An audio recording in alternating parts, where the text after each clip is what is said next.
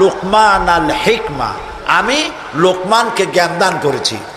লোকমান সম্পর্কে আমাদের অনেকের ধারণা যে লোকমান ছিলেন পয়গম্বর বা নবী বা রসুল ছিলেন, এটি ঠিক নয়। হযরত লোকমান নবী না, রসুল না, তাকে আল্লাহ জ্ঞান দান করেছিলেন।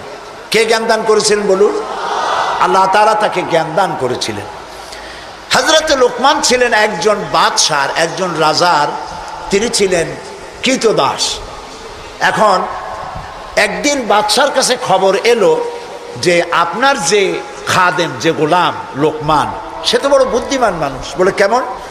যেখানেই যায় উট ভেড়া ছাগল ইত্যাদি তো পালে, তো যখন যেখানে যায় উট ভেড়াগুলো ছেড়ে দিয়ে তারপরে এক জায়গায় বসে, আর সব রাখালরা তার চারদিকে এসে বসে যায়, আর উনি জ্ঞানপূর্ণ কথা বলে। তার জ্ঞানের কথা শুনে মানুষগুলি হা করে তাকায় থাকে।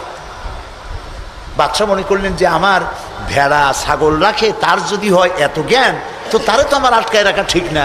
আচ্ছা, জ্ঞানটা কেমন তো একটু পরীক্ষা তো করি।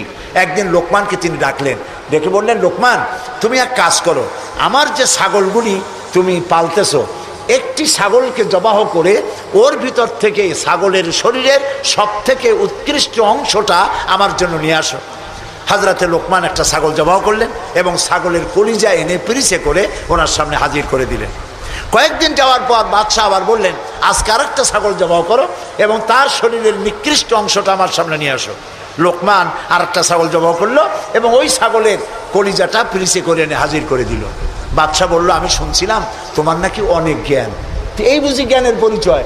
আমি যেদিন চাইলাম, প্রথম বললাম সব থেকে উৎকৃষ্ট জিনিস আনো, তুমি কলিজা নিয়ে আসলা। সব থেকে নিকৃষ্ট জিনিস চাইলাম, তখনও তুমি নিয়ে আসলা কলিজা। তোমার জ্ঞানের পরিচয় তো পাইলাম না।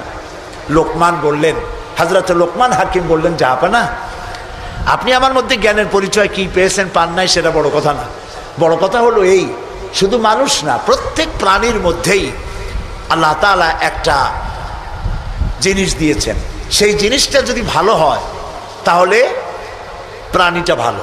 অর্থাৎ মানুষের মধ্যে, প্রাণীর মধ্যে ভালো যদি কোনো জিনিস থাকে তার নাম দিল, তার নাম কলিজা। আর খারাপ যদি কোনো জিনিস থাকে তার নাম দিল, তার নাম কলিজা। এখন লক্ষ্য করুন, লোকমান যে কথা বললেন 1000 বছর আগে, নবী করিম সাল্লাল্লাহু আলাইহি সাল্লাম 1000 বছর পরে পৃথিবীতে এসে সেই একই কথাই বললেন। একই কথাই বললেন। রাসূল কি বললেন?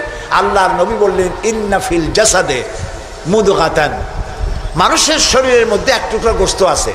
গোশত টুকরা ভালো, গোটা শরীর ভালো।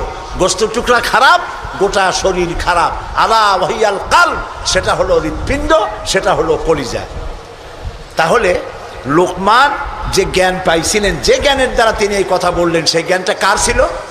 বলেন কার? আর রাসূল যে জ্ঞান পেয়েছিলেন সেই জ্ঞানটা কার?